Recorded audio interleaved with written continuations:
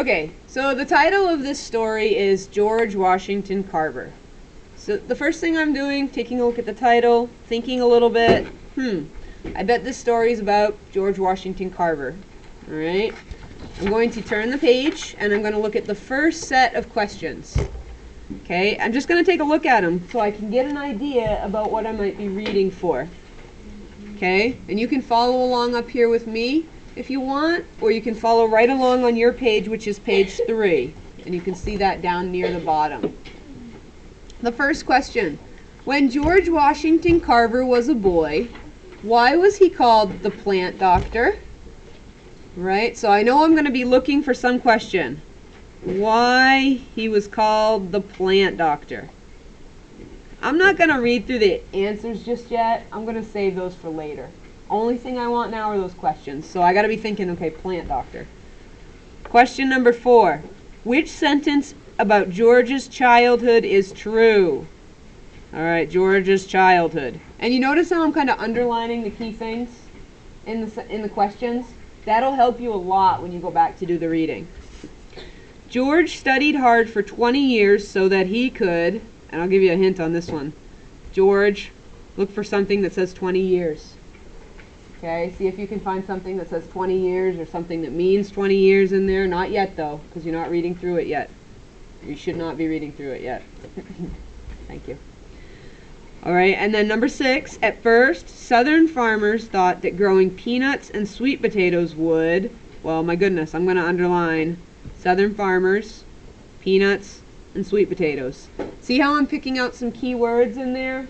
I'm going to be looking for those key words in my reading. Okay, so even if you look at the passage, at the story, and you think, oh my goodness, this story is too hard, there's a little technique you can use, a little strategy. You just underline these words in the questions and then you look for those words to try to help you figure out the answer. Now, I'm not just going to stop here because, as we just talked about, there are a few other questions. This is a definition section right in the middle.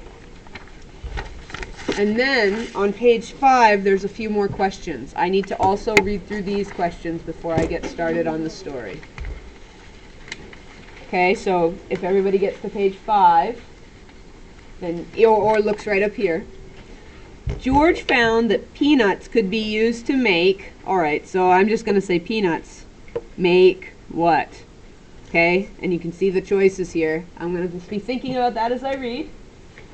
In paragraph 9, the word manufacturers means people who, okay, and in this one I think I kind of know what it means, alright, but I'm not going to do anything with it just yet. Paragraph 9, manufacturers is already underlined because they really want to make sure I'm able to find it.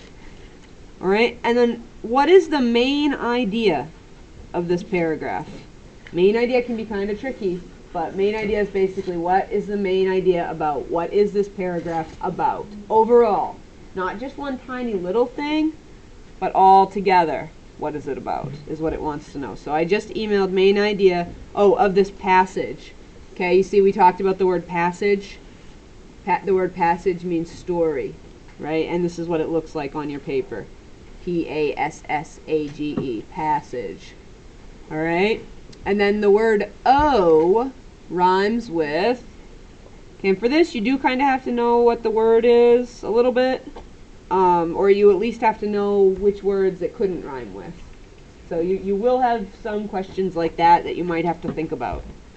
Okay, so we read through those 8 questions, and now we're actually going to go back and we're going to take a look at the story.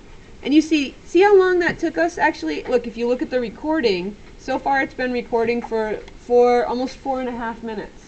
It might take you 4.5 minutes to go through, or 5 minutes, or 7 minutes, to go through and really read those questions and get a good idea of it. That's okay. Alright, I want you to take the time to do it. Don't rush through it. Okay, it does take a little while, but that's the better way to do it. Alright, so I'm not just going to skip this little part up here either. I'm going to make sure I'm reading that. And it says, George Washington Carver found new ways to use plants. Read this passage about George Washington Carver. Then answer the questions that follow. Okay, all of the questions that follow. So that's what I'm going to do. And this tells me that it's about George Washington Carver and new ways to use plants. Okay, so I kind of get an idea about what I'm reading about. That's really important when you do your reading, to have an idea of what you're reading actually. Right? So let's start right up here. And as I go through, if I see anything in here that sounded familiar, like that I read in the question, I'll probably just underline it so I can find it more easily when I go back to answer those questions. It says, George Washington Carver loved plants. Okay, so I just write plants. As a boy, he was up early each morning studying the plants that grew near his Missouri home. By age 10, George knew more about plants than anyone else in his town. He knew so much that the townspeople called him the plant doctor. Let's see. He knew, I want to write this one actually. He knew more about plants. Okay, this new, you don't have to underline really, but I did. He knew so much that people called him plant doctor. Okay, that's kind of an important part. And each little section, I would read each little section. And these sections are called paragraphs. How many of you have heard of paragraphs? Okay, most of you, that's great.